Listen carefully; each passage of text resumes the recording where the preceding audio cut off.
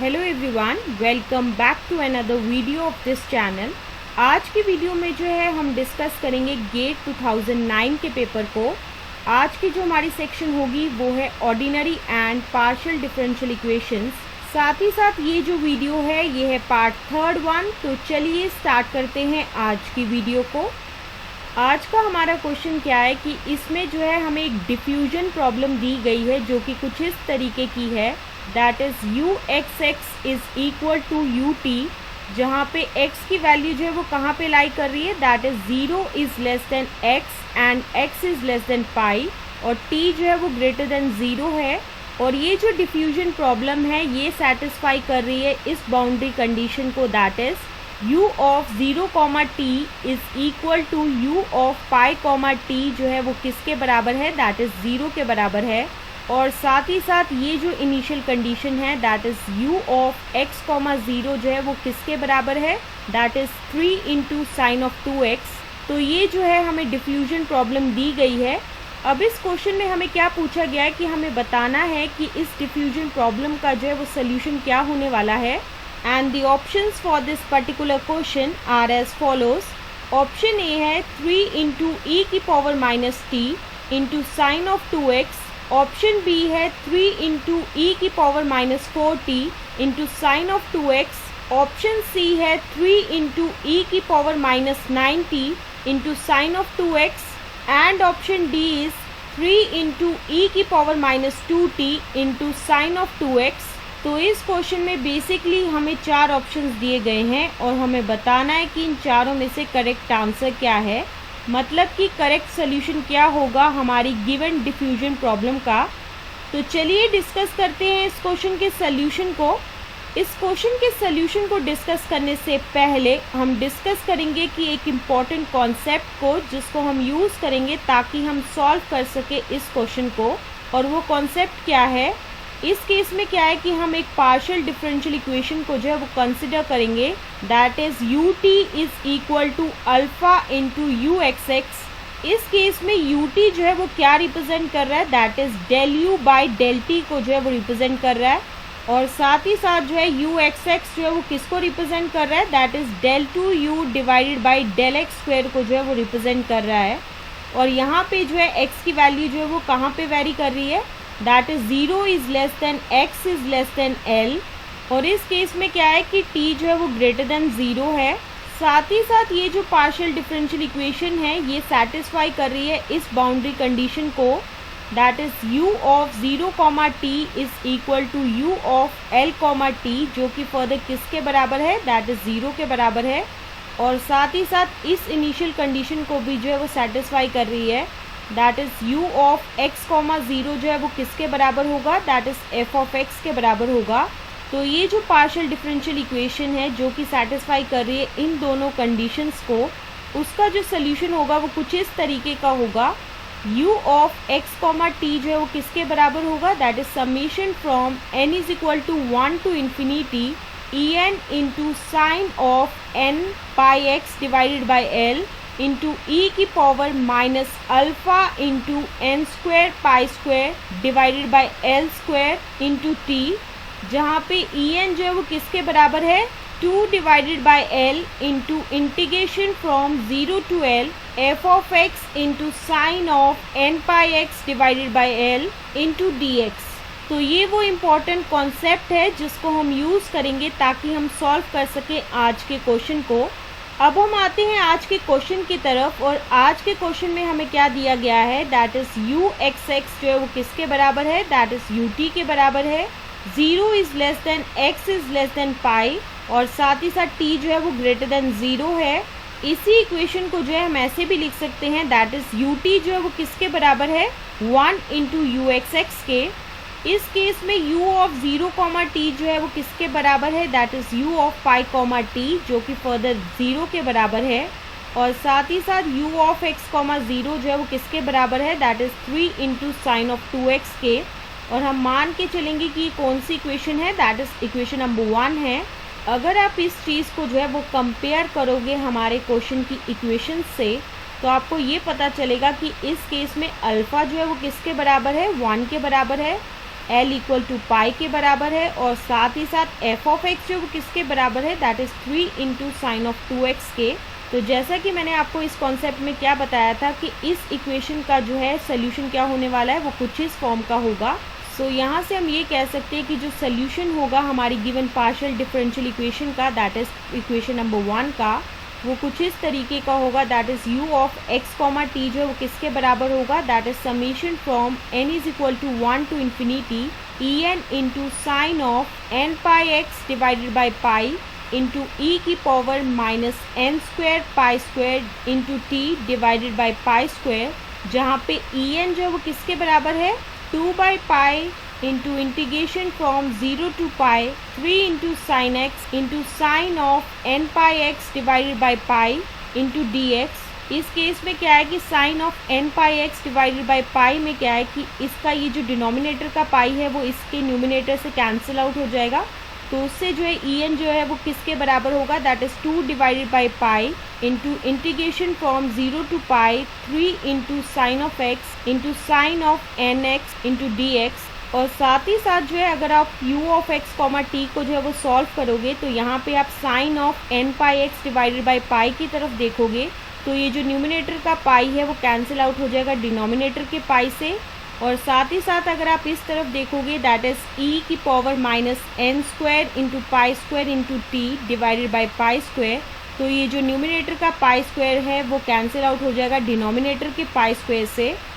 तो यहाँ से हम ये कह सकते हैं कि u of x comma t जो है वो किसके बराबर होगा, summation from n is equal to 1 to infinity en into sine of n x into e की power minus n square t, जहाँ पे en जो है वो किसके बराबर है, that is 2 divided by pi into integration from 0 to pi 3 into sine of 2x into sine of n x into d x.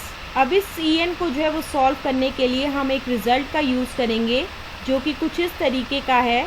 जैसा कि हम जानते हैं कि integral from 0 to pi sine of m x into sine of n x into d x, ये जो है वो किसके बराबर होता है, अगर तो m जो है वो n के बराबर नहीं है तो उस टाइम पे ये इंटीग्रल किसके बराबर होगा, 0 के बराबर होगा। और साथ ही साथ अगर ऐसा हो जाए कि m जो है वो n के बराबर हो तो उस टाइम पे ये इंटीग्रल किसके बराबर होगा, पाई बाई 2 के बराबर होगा। अब हम क्या करेंगे कि इसी रिज़ल्ट को जो है वो यूज़ करके जो है ENs की वैल्यू को कैलकुलेट करेंगे।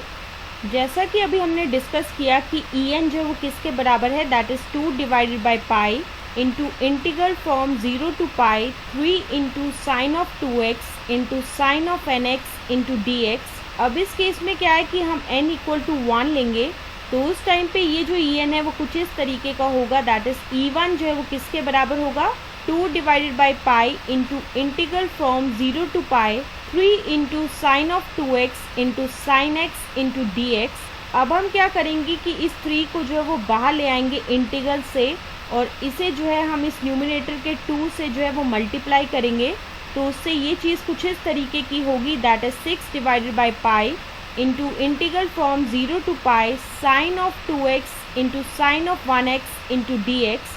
अगर आप इस इंटीग्रल को जो है वो कंपेयर करोगे उस रिज़ल्ट के इंटीग्रल से, तो वहाँ से आपको ये पता चलेगा कि इस केस में m जो है वो किसके बराबर है, 2 के बराबर है, n जो है वो 1 के बराबर है। तो इसका क्या मतलब है कि m जो है वो n के बराबर नहीं होगा, तो उसका क्या मतलब है कि ये जो इंटीग्रल है वो किसके बराबर होगा, दैट इज़ 0 के बराबर होगा। तो यहाँ से हम ये कहेंगे कि 6 डिवाइडेड बाई पाई इंटू 0 होगा, which is further equal to किसके होगा, दैट इज़ 0 के बराबर होगा। तो यहाँ से हमें ये पता चला कि E1 जो है वो किसके बराबर है, दैट इज़ 0 के बराबर है। अब हम कैलकुलेट करेंगे E2 की वैल्यू को, और E2 की वैल्यू को जो है कैलकुलेट करने के लिए हमें n इक्वल टू 2 लेना पड़ेगा En के अंदर, तो उससे जो है E2 जो है वो किसके बराबर होगा, that is 2 divided by pi into integral from 0 to pi 3 into sine of 2x into sine of 2x into d x. अब हम क्या करेंगे कि 3 को जो है वो बाहर ले आएंगे इस इंटीग्रल से, तो उससे ये चीज़ कुछ इस तरीके की होगी, 2 divided by pi into 3 into integral from 0 to pi sine of 2x into sine of 2x into d x. अगर आप इस इंटीग्रल को जो है वो कंपेयर करोगे उस रिज़ल्ट के इंटीग्रल से, तो वहाँ से आपको ये पता चलेगा कि इस केस में m जो है वो किसके बराबर है, 2 के बराबर है, और साथ ही साथ n भी जो है वो भी 2 के बराबर है। तो इस इंटीग्रल में क्या है कि m जो है वो n के बराबर है। तो यहाँ से आप ये कह सकते हो कि इस इंटीग्रल की जो वैल्यू होने वाली है वो किसके बराबर होगी, π/2 के बराबर होगी। सो ऑन दी होल ये चीज़ जो है वो किसके बराबर होगी, that is 2 divided by pi into 3 into π/2। इस केस में ये जो न्यूमिनेटर का 2 है वो कैंसिल आउट हो जाएगा इस डिनोमिनेटर के 2 से। न्यूमिनेटर का पाई जो है वो कैंसिल आउट हो जाएगा डिनोमिनेटर के पाई से। तो उससे ये चीज़ कुछ इस तरीके की होगी, दैट इज़ 3 के बराबर होगा। तो यहाँ से हम ये कह सकते हैं कि E2 जो है वो किसके बराबर होगा, दैट इज़ 3 के बराबर होगा। अब हम वैल्यू जो है कैलकुलेट करेंगे E3 की। तो उसके लिए जो है हमें n इक्वल टू 3 लेना पड़ेगा En के अंदर, ताकि हम कैलकुलेट कर सके E3 की वैल्यू को, जो कि कुछ इस तरीके की होगी, that is 2 divided by pi into integral from 0 to pi 3 into sine of 2x into sine of 3x into dx। इस केस में भी यही होगा कि हम 3 को जो है वो बाहर ले आएंगे इंटीग्रल से। तो ये चीज़ कुछ इस तरीके की होगी, that is 2 divided by pi into 3 into integral from 0 to pi sine of 2x into sine of 3x into dx। अगर आप इस इंटीग्रल को जो है वो कंपेयर करोगे उस रिजल्ट के इंटीग्रल से, तो वहाँ से आपको ये पता चलेगा कि इस इंटीग्रल के केस में क्या है कि m जो है वो 2 के बराबर है और साथ ही साथ n जो है वो 3 के बराबर है। तो इसका क्या मतलब है कि इस इंटीग्रल में क्या है कि m जो है वो n के बराबर नहीं है। तो यहाँ से हम ये कह सकते हैं कि इस इंटीग्रल की वैल्यू क्या होने वाली है, दैट इज़ 0 के बराबर होगी। सो ये चीज़ कुछ इस तरीके की होगी, that is 2 divided by pi into 3 into 0 होगा, which is further equal to होगा 0 के बराबर। तो यहाँ से हम ये कह सकते हैं कि E3 जो है वो किसके बराबर है, दैट इज़ 0 के बराबर है। और इसी तरीके से जो है हम इस प्रोसेस को जो है वो फर्दर कंटिन्यू करते रहेंगे। तो वहाँ से हमें ये पता चलेगा कि E4 is equal to E5 is equal to so on जो है वो 0 के बराबर होगा। तो इस पूरी डिस्कशन से हमें क्या पता चला कि E2 की जो वैल्यू है वो क्या है, दैट इज़ 3 है। और साथ ही साथ E1 is equal to E3 is equal to so on जो है वो किसके बराबर होगा, दैट इज़ 0 के बराबर होगा। अब हम इन ENs की वैल्यू को जो है वो सब्स्टिट्यूट करेंगे इस U ऑफ xt के अंदर। तो वहाँ से हमें ये पता चला कि U ऑफ xt जो है वो किसके बराबर होगा, E2 into sine of 2x into e की पावर -2 का होल स्क्वायर इंटू t। क्योंकि इस केस में क्या है कि E1 is equal to E3 is equal to so on जो है वो सारे के सारे क्या है, 0 के बराबर है। तो सिर्फ E2 into sine of 2x into e की पावर -2 का होल स्क्वायर इंटू t जो है यही बचेगा। सो उसके बाद जो है ये चीज़ कुछ इस तरीके की होगी, that is U of xt जो है वो किसके बराबर होगा, दैट इज़ 3 इंटू e की power -4t into sine of 2x। क्योंकि जैसा कि हम जानते हैं कि E2 जो है वो किसके बराबर है, दैट इज़ 3 के बराबर है। तो इस पूरी डिस्कशन से हमें क्या पता चला कि U ऑफ xt जो है किसके बराबर है, दैट इज़ 3 इंटू e की power -4t into sine of 2x, जो कि रिक्वायर्ड सोल्यूशन होगा हमारी गिवन पार्शियल डिफरेंशियल इक्वेशन का, दैट इज़ इक्वेशन नंबर 1 का।